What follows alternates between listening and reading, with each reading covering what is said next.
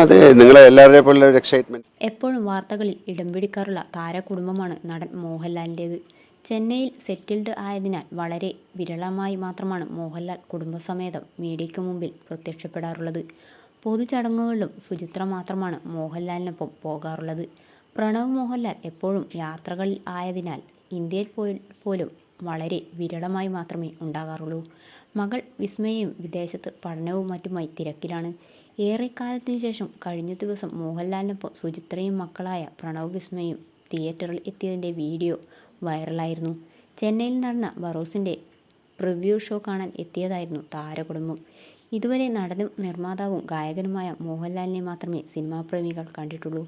ബറോസിലൂടെ സംവിധായകനായി കൂടി അരങ്ങേറാൻ ഒരുങ്ങുകയാണ് ഇപ്പോൾ മോഹൻലാൽ.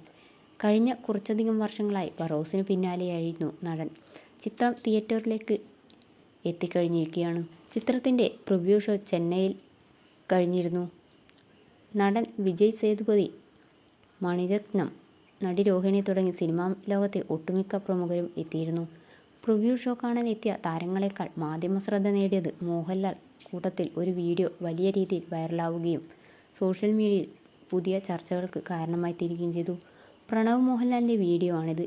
തിയേറ്ററിലേക്ക് വരുമ്പോഴും സിനിമ കണ്ട് തിരിച്ചിറങ്ങി പോകുമ്പോഴും എല്ലാം പ്രണവിനോടൊപ്പം ഒരു അജ്ഞാത സുന്ദരിയെ കാണാം. അതും വിദേശിയായ ഒരു വനിത. ആദ്യമായാണ് താരകുടുംബത്തിനൊപ്പം ഒരു മിസ്റ്ററി ഗേൾ പൊതുപരിപാടിയിൽ പ്രത്യക്ഷപ്പെടുന്നത്.